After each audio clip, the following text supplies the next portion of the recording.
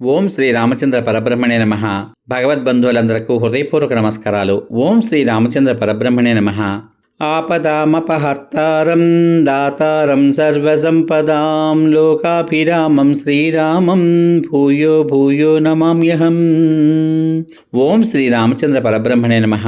శ్రీ వాల్మీకి రామాయణం అయోధ్యాకాండం 77వ సర్గయందలి గల 1వ శ్లోకం నుంచి 26వ శ్లోకం వరకు గల అన్ని శ్లోకముల యొక్క వచన భావసారాన్ని భరతుడు తండ్రికి శ్రాద్ధ విధులు చేయుట అనే కథగా విందాం. 10వ దినము గడిచిన పిమ్మట శుద్ధి చేసుకుని భరతుడు 12వ దినమునందు శ్రాద్ధకర్మలు చేయించాడు. భరతుడు శ్రాద్ధ సమయమునందు బ్రాహ్మణులకు రత్నములు, ధనము, పుష్కలమైన భోజనము, విలువైన వస్త్రములు, అనేక విధములైన శ్రేష్ఠ వస్తువులు దానం చేశాడు. దశరథుని పారలౌకిక క్రియలు చేసే సమయంలో భరతుడు అత్యధికమైన తెల్లని మేకల మందను, వందల కొలది గోవులను, దాసదాసీ జనాన్ని, వాహనములను, విశాలమైన గృహాలను బ్రాహ్మణులకు దానం చేశాడు. 13వ దినమున ప్రాతకాలమునందు అస్థి సంచయనం చేయడానికై శ్మశానానికి వెళ్లిన మహాబాహువగు ఆ భరతుడు శోకాక్రాంతుడై ఎలుగెత్తి ఏడ్చాడు.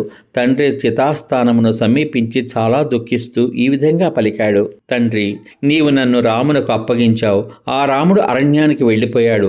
ఇక నన్నిప్పుడు శూన్యంలో వదిలివేశావు.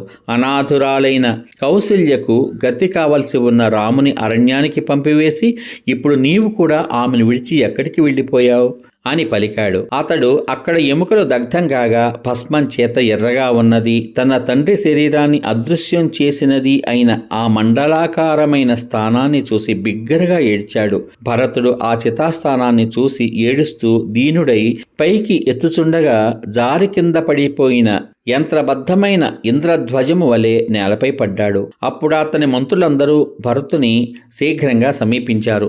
శత్రుఘ్నుడు కూడా భరతుని చూచి శోకంతో వ్యాకులుడై రాజుని స్మరిస్తూ స్పృహ తప్పి నేలపై పడ్డాడు.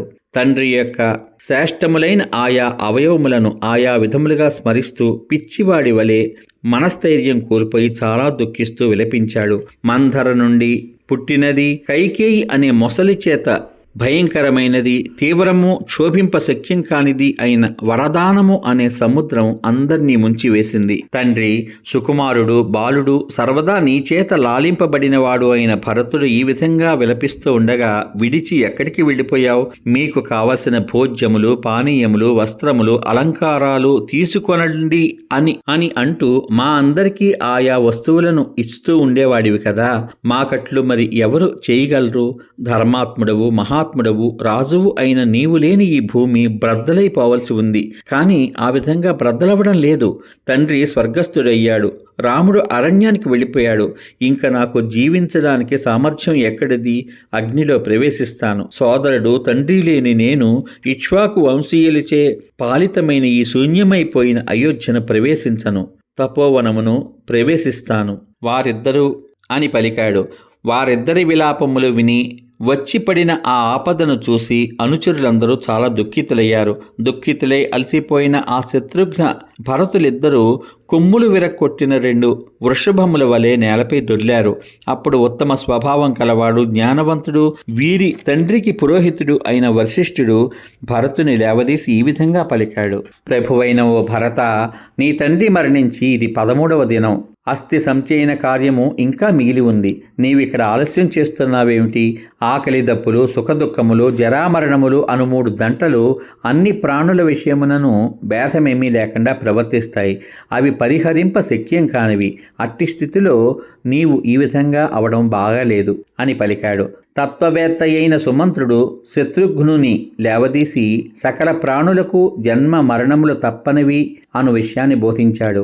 నేల నుంచి లేచిన ఆ యశస్సాలులు ఇరువురు ఒకమారు వర్షమునకు తడిసి పిదప ఎండకు ఎండి రంగు మారిన 2 ఇంద్రధ్వజముల వలె ఉన్నారు. కన్నీళ్లు తుడుచుకుంటూ ఎర్రబడిన కళ్లతో దీనంగా మాట్లాడుతున్న ఆ రాజకుమారులను అమాత్యులు మిగిలిన పనులు చేయడానికి తొందర పెట్టారు. సమాప్తం. ఇంతవరకు మీరు శ్రీ వాల్మీకి రామాయణం అయోధ్యాకాండం 77వ సర్గయందలి గల 1వ శ్లోకం నుంచి 26వ శ్లోకం వరకు గల అన్ని శ్లోకముల యొక్క వచన భావ సారాన్ని భరతుడు తండ్రికి శ్రాద్ధ విధులు చేయుట అనే కథగా విన్నారు. రేపటి భాగంలో శ్రీ వాల్మీకి రామాయణం అయోధ్యాకాండం 78వ సర్గయందు గల 1వ శ్లోకం నుంచి 26వ శ్లోకం వరకు గల అన్ని శ్లోకముల యొక్క వచన భావసారాన్ని శత్రుఘ్నుడు గూనిదానిని పట్టి ఈడ్చుట, భరతుడు వారించగా ఆమెను విడిచిపెట్టుట అనే కథగా వింటారు. ఓం శ్రీ రామచంద్ర పరబ్రహ్మణే నమః. శ్రీరామ రామ రామేతి రమే రామే మనోరమే సహస్రనామ తత్తుల్యం రామనామ వరాననే.